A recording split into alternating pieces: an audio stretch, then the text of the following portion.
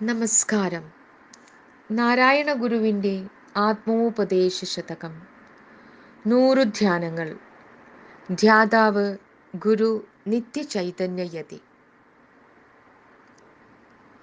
ധ്യാനം 44. ഫലമതസാരവുമേകം എന്നു പാരാതെ ഉലകിലൊരാനയിൽ അന്ധരെന്ന പോലെ പലവിധ യുക്തി പറഞ്ഞ് പാമരന്മാർ അലവതു കണ്ടലയാതെ അമർന്നിടേണം. ഇതു കുടം എന്നു പറയുന്നതിലെ കുടം എന്നത് മറച്ചു വെച്ചുകൊണ്ട് ഇത് എന്തായിരിക്കും എന്ന് അഭ്യൂഹം ചെയ്താൽ അത് കലമാണെന്നോ പടമാണെന്നോ ഒക്കെ പറഞ്ഞ് സുനിശ്ചിതത്വമില്ലാതെ കലഹിക്കാം. എന്നല്ല, ഊഹാപോഹങ്ങൾക്ക് അറുതിയുണ്ടാവുകയുമില്ല. അതുകൊണ്ടാണ് മതി മുതലായ മഹേന്ദ്രജാലം ഉണ്ടാകുന്നതിന് ഇത് കരുവാണ് എന്നു പറഞ്ഞത്.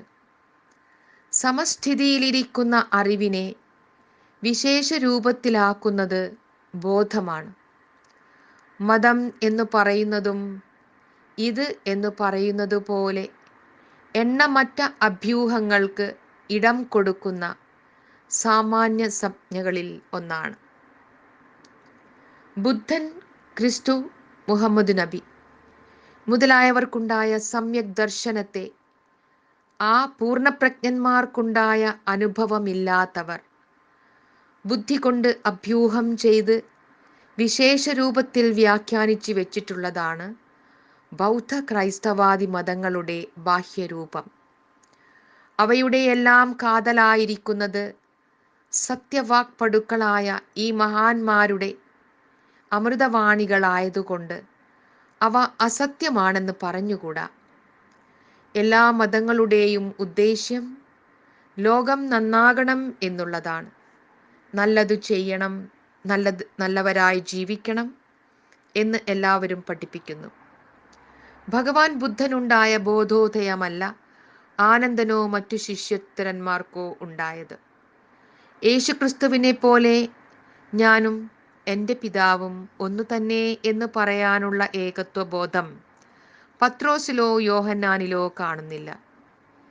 ഈ ശിഷ്യന്മാർ അവരുടെ ബുദ്ധിയിൽ ഒതുങ്ങി നിൽക്കുന്ന ദർശനം ഭാവി തലമുറയ്ക്ക് വ്യാഖ്യാനിച്ചു കൊടുത്തു.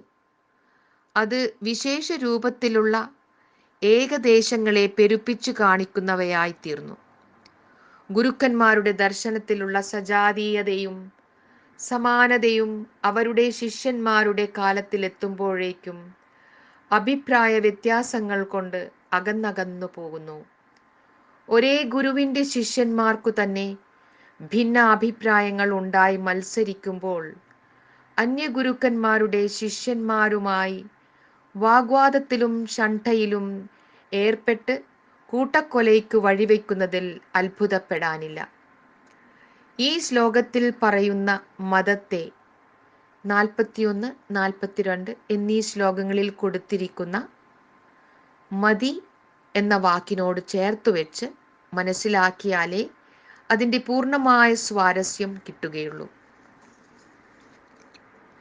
ഒരു മാനസിക രോഗി വികലമായി പെരുമാറുന്നത് കാണുമ്പോൾ കണ്ടു നിൽക്കുന്നവരുടെ മനസ്സും ഒരളവിൽ അസ്വസ്ഥമാകും.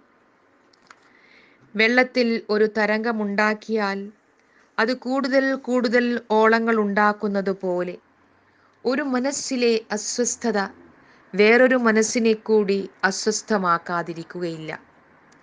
സ്വന്തം അഭിപ്രായത്തിൽ നിന്നും വ്യത്യാസമായ നിലപാട് വേറൊരാൾ സ്വീകരിച്ചു കാണുമ്പോൾ അത് തികച്ചും അനാശാസ്യമാണെന്ന് തോന്നുന്നു.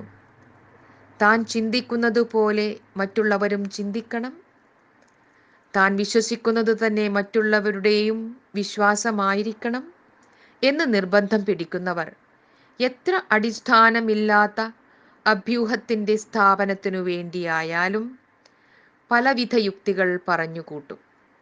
അവരോട് വാഗ്വാദത്തിന് മുതിരുന്നവൻ അതിനേക്കാൾ ഭ്രാന്തനായിത്തീരും.